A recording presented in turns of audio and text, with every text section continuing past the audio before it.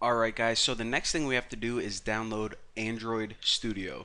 Now, the website is most likely going to change because they always do. However, if you just type in download Android Studio, it's always going to be the first thing that pops up. So click this, and of course, this is the program that allows you to write Android applications. Now, the cool thing about this is that unlike the old program that you used to use, this was made just for writing Android apps and it has everything you need built in. So this is the program where we actually write the code, and this is the program where all these little emulators, which are pretty much like virtual phones that you can test on, those are built into the entire like layout designer, and I'll teach you guys how to use that later on. But it's basically a graphical way to lay out your Android apps that's built in as well. It's incredibly awesome, incredibly cool. So let's go ahead and get started. So of course, click that, agree to whatever. Let me read this real quick. Oh, pretty cool. All right, download this. And it's actually probably going to take a little bit to download because it's almost a gigabyte. It might be a gigabyte by the time you download it. But anyways, I'll come back to you guys when this is done. Alright, so it took a while, but I finally have it download this executable file right here. And I want to mention this real quick before I move on. If anyone was lazy and decided to skip my last tutorial, what we did is we set up the JDK to be compatible with Android Studio. So if you did do that and skip everything, then follow this direction right here. But for those of you guys who stuck with me, then you guys are good to go because we already did that step. So anyways, actually I'm going to close out of that. We don't need this browser anymore. However, if we go to our downloaded files, then we see that we now have this Android Studio bundle. So this, of course, is the installer. So double click that. Alright, so anything that pops up, just say yes. We trust them. We trust Google. Next. And leave. Pretty much you're going to leave all of these as the defaults. Agree. Agree. Do I want to install in the default location? Yes. Recommended. Looks good. That looks good as well.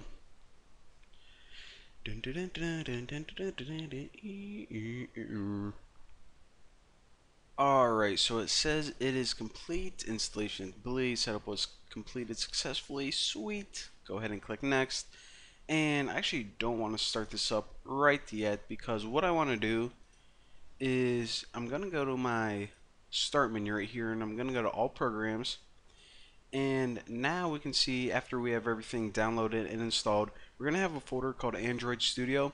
So if I click that, I'm going to see this Android Studio program. I'm going to right click it and send it to desktop. So that way I have a Android Studio icon on my desktop because we're going to be using it a lot now. So the first time I open this, I'm going to right click and we're going to choose Run as Administrator.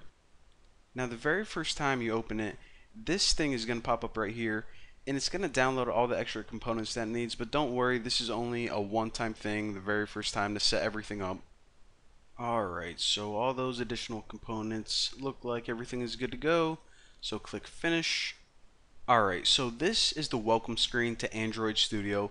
From here, what we can do is we can actually start a brand new project.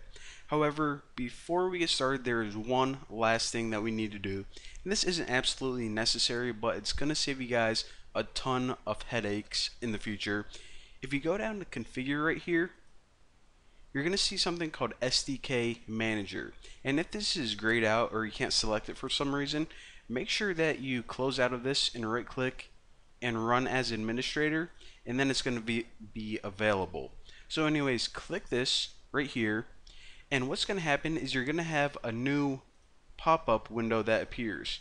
Now this basically allows you to download additional packages or additional code that you're going to use whenever you're developing apps. As you can see, it says install 9 packages, and the ones that are checked are actually the ones that we're going to want to install. So if you click this button right here, and of course we need to accept the license and install, then what it's going to do is it's going to install these additional packages.